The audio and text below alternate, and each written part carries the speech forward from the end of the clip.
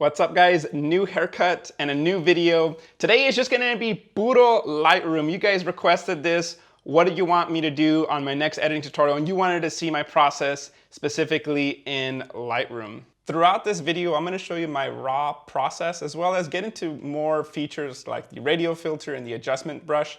And then stay tuned to the very end because for a bonus, we're gonna go into Luminar and we're gonna do a simple sky replacement. Let's go ahead and cover todo el pedo. This is the natural progression we're gonna go about the image. So here we have the raw file. This is the Lightroom edit only in the middle. And then just for fun at the very end, stay tuned to the very end, we're gonna get into Luminar and do some sky replacement just for fun. It'll take about 30 seconds to a minute. So stay tuned for that. So what I wanna do is obviously, let's get into Lightroom. We're gonna go into the develop module. And the first thing that I wanna address is the softbox in the frame here. I'm gonna use the spot removal. And if I push the left and right brackets, this will make my brush bigger or smaller. The feather, I do wanna keep it at 0 because I do want that nice soft edge so it'll blend, and we do want 100% opacity. So I'm gonna select the area that I don't want, which is right about here in this corner. And then when I let go, it's gonna do a good job. I got lucky that this gradient is all pretty even all the way across. So it blended really well. I'm gonna hit done. And now we've already got that removed. Now the next thing that I want to address is when I shoot high-speed sync, what I'm doing is I'm metering for my highlights. I'm exposing for my highlights in the background. So obviously she's going to be a little bit dark. So when I do my high-speed sync, I know when I come into my post-production that I'm going to increase my shadows and my blacks. So that's what I'm going to focus first. So I'm going to go to my shadows and I'm going to bring this up to about 56, 57. That looks pretty good. So if I just hit the backslash key, we're gonna be doing this a lot in the tutorial, the backslash key. So before and after so far, bringing out those details. Now I have a lot of details here as well in my blacks. So I obviously wanna bring up my blacks slider to about 19, 20, depends on an image to image basis. So just with those two sliders, I've been able to bring out a lot of the detail. Now my highlights are a little blown out, but I know my camera's dynamic range, so I know I can bring that back. So I'm gonna bring all those highlight details back to about -89, looks pretty good. And then I'll bring the whites up. Now what I wanna focus on next is now that I got my exposure looking pretty decent, we're gonna get into some adjustment brushes and some radial filters, is I wanna do my color variability. So I'm gonna go into saturation. And I'm gonna bring that all the way to 100. And what I wanna do is, if I look at the skin, there isn't as much color variability as I would like in the image. So I bring it up to saturation. You'll see that it's kind of all in the orange tones, and I wanna get as much variability as possible. Now I did learn this from Suhail, Danny Batista, and Stills in Color. I mentioned that in my last video. So I'm gonna leave their accounts in the description, and Suhail has an amazing set of stories where he talks about it in full detail, so check him out.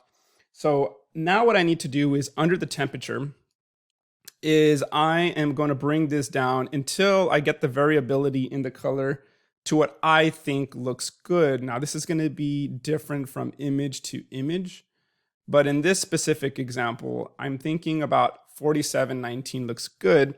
So I'm going to push Control- to zoom out. Now I still have my color all the way to 100. So I'm gonna put that back at 0. And now I'm gonna bring up the saturation to where I feel it looks good. So in this specific photo, I'm thinking about 45 in the 40 range looks good. So if I hit the backslash once again, before and then after. So already the image is already looking pretty good. I do wanna add a little bit of contrast because I'm not gonna go into Photoshop. I'm gonna try to push this image a little bit more than I would since I'm not going into Photoshop. I'm also gonna bring up my clarity. And that'll just bring out just a little bit more of that contrast as well. And I'm thinking, I'm gonna play around with my whites to see if I need to go negative or I need to go positive. So you know what, I'm just gonna leave it at 0 for now. Because I'm not gonna go into Photoshop, I'm gonna spend a little bit more time working with my tone curve in Lightroom. It's a super, super powerful tool with the curves. I can really set up my contrast and specifically the color grade. So I'm gonna go ahead and scroll down. I'm gonna go into my tone curve, and I'm gonna make sure to start off, we're on the RGB, and I'm gonna click this icon here because we don't wanna be on this section.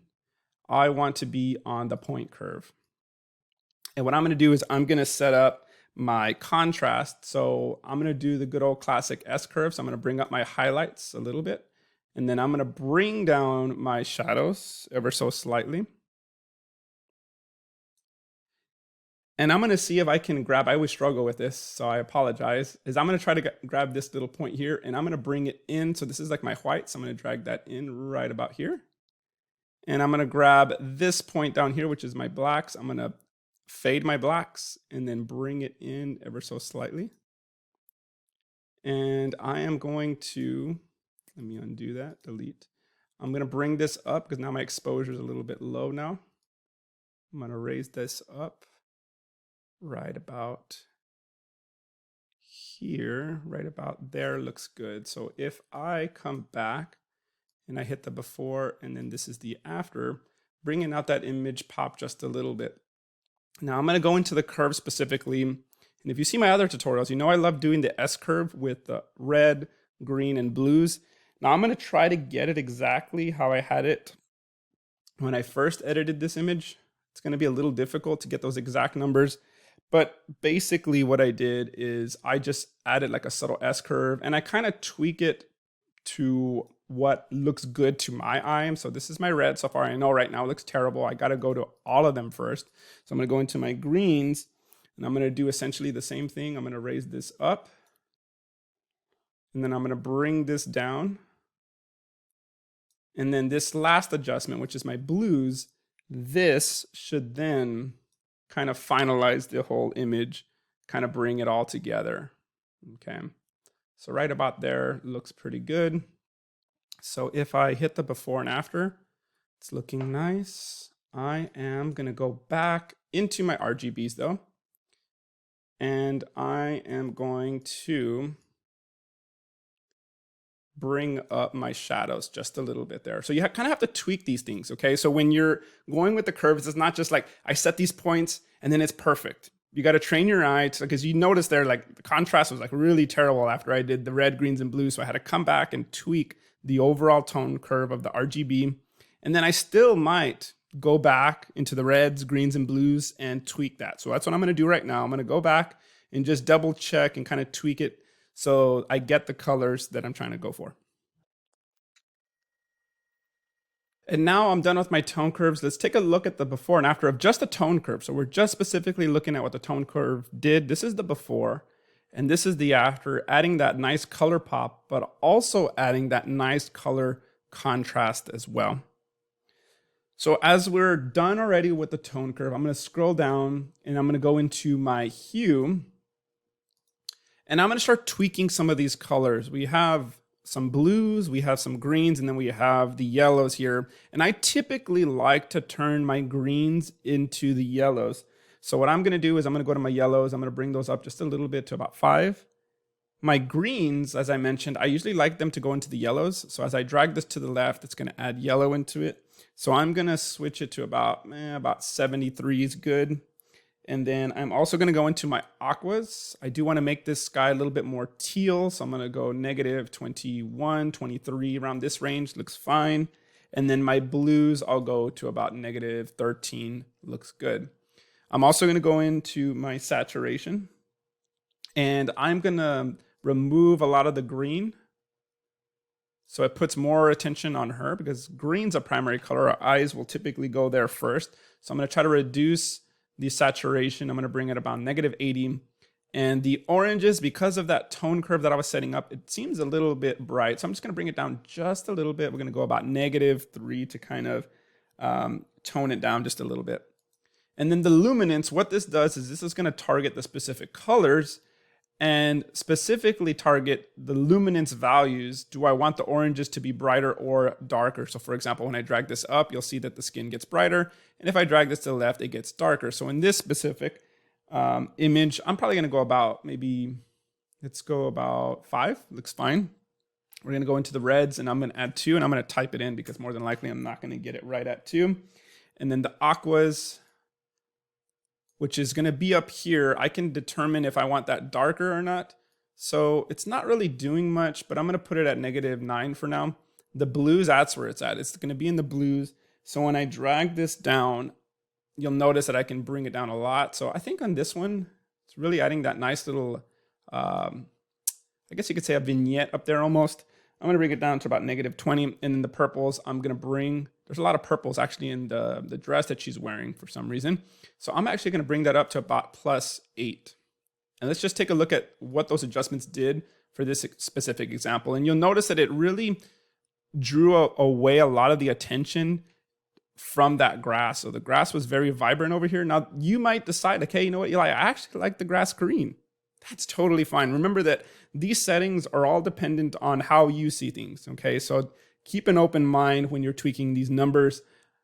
As we continue through the menu, we're gonna go into split toning now, and I do want to add some teals into my highlights just to kind of tone down the orange tones that we have there. So I always like to add blues into my highlights, and we're gonna go about maybe 6 on the saturation here.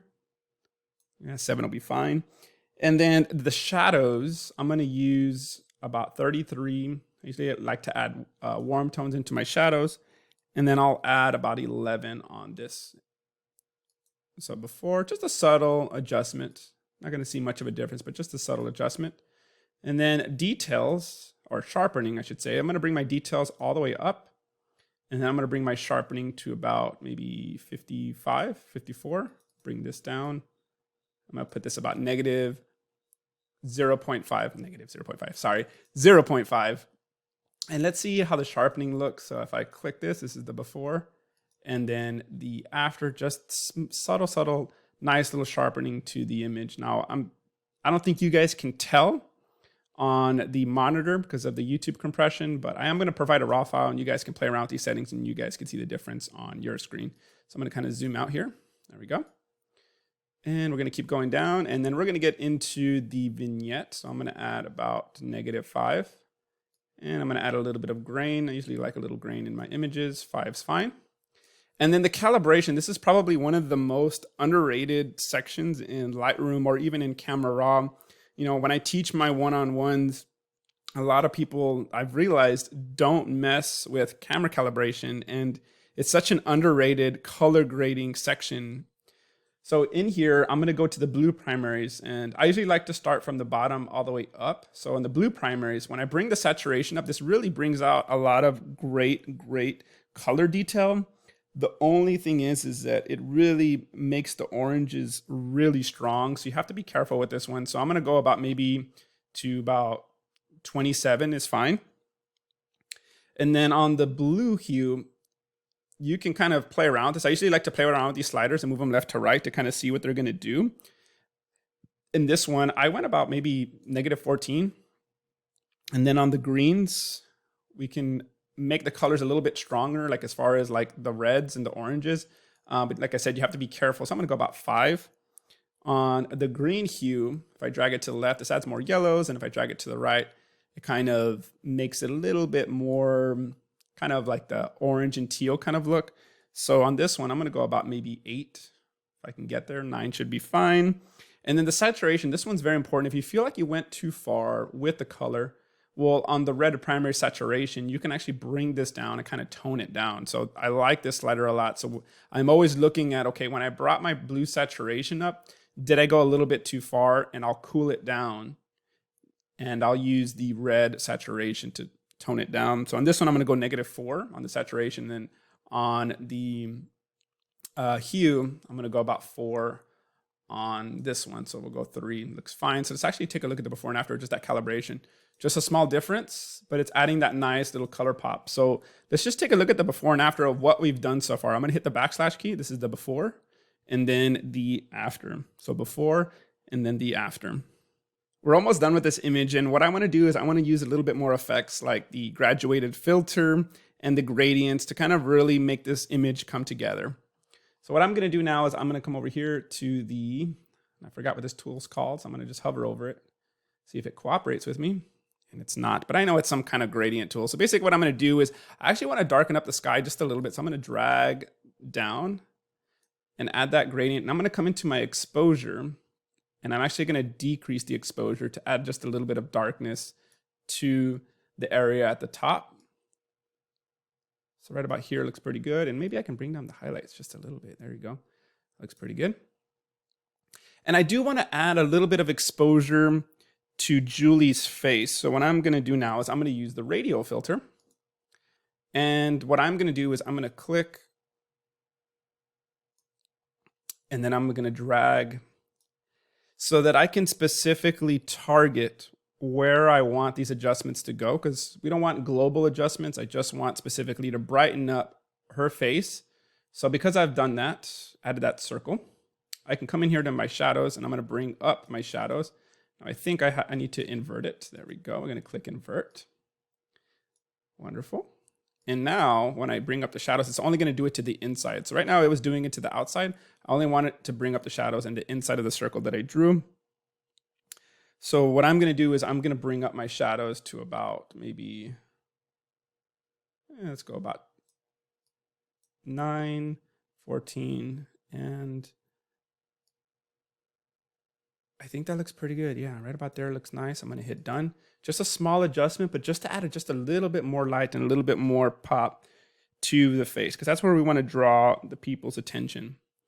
Now, one last thing that I'm noticing is that the dress did get a little blue because of all the color grading that we were doing. So I want to make sure that we keep this dress white. So I'm going to use the adjustment brush on the next step to make sure that we still keep it its original color. I'm going to go ahead and now go into my adjustment brush.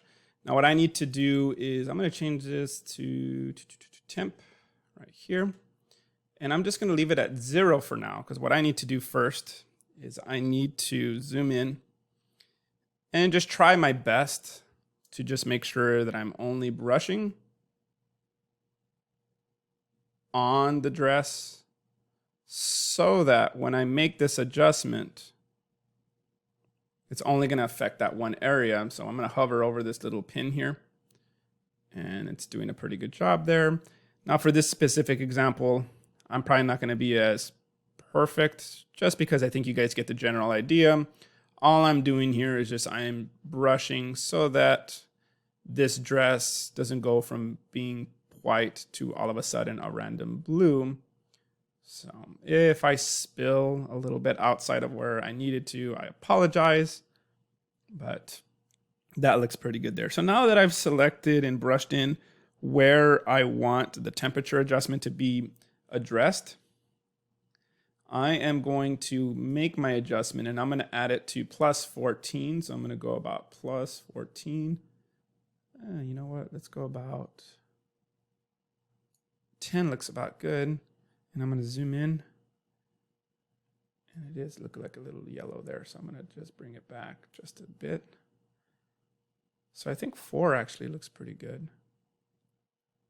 As long as it's not like, too blue, Because right now it was looking a little crazy. So let me zoom out here. And I accidentally switched the photo. Where is it? And here it is. This is it. Okay. So going back to where we were at right now, this is where we brushed. And like I said, all the areas are not perfect, but you get the general idea of why I'm doing this. So about 5. So let's take a look at the overall before and after. So if I hit the / key, this is our before, and this is our after. Now, just for fun, I want to take this image into Luminar, because I saw this sky and I was like, damn, it was one of those days where the sky wasn't as awesome as it could have been. So I've been playing around with Luminar, and just for fun, we're just going to jump in there and see what kind of sky we can add real quickly. So if I go into edit in and then Luminar 4, it's going to launch and it's going to say, do I want to edit a copy? Of course we do. And Luminar is going to then open, and they have some preset sunset pictures that you can include into the image. And I just want to show you how easy it can be to just add a quick sky replacement. So I'm going to go into where it says Pro. Sorry, it's, where is it? I think it's the first one. Here it is, second one, little canvas. We're going to go to sky replacement. We're gonna go to sky selection. We're gonna go all the way down. We're gonna go to sunset 3. And once we do that, the only problem with this image is that the sun's over here and our original sun's over here. So we need to go into the advanced settings and we need to flip the sky. And then now it just perfectly matches up, which is really cool. But then we have a problem. Because I used the low aperture number, this sky should be blurred out. You can see the trees, the house back here. So we need to defocus it. And so it already has a pre-built defocus slider here. So I'm just gonna bring this all the way up to like maybe 90. 89 looks fine, and there we go. So pretty much in just a couple of quick steps, we've already made the adjustment with the sky replacement. Now I can relight the scene. So what's cool about this is if I drag this up, it'll start adding some orange tones. It'll grab some of the color from this sky photo, and it'll add it into the photo that I'm working with here of Julie. So everything kind of looks cohesive. But overall, this is pretty much done. I think I'm gonna maybe close the gaps. No, I think that looks fine. Everything looks good. Horizon blending looks fine. I think I'm good. So I'm gonna hit apply, and you can decide which one you like. Do you like the original one and just in Lightroom, the sky replacement? Like I said, I just did this for fun. You know, it's up to you guys on what you guys like. So let's take a look at the overall before and after. So if I hit the backslash key, this is what we started off with right here. This is the before, and then this is the after, just the Lightroom adjustments. And then just for fun, just for the heck of it, we went into Luminar to do a sky replacement, and this is what we've added. And that concludes the Lightroom tutorial. We just did Luminar just for fun. But if you guys want to learn more in-depth stuff about Photoshop or want to see what the full edit process looks like in Photoshop, I already have 6 tutorials. I have a dodge and burn tutorial for skin retouching and a frequency separation and color grading. So I have everything that you could probably think of. I have it in my YouTube channel. So make sure you check that out, and I'll see you guys on the next one.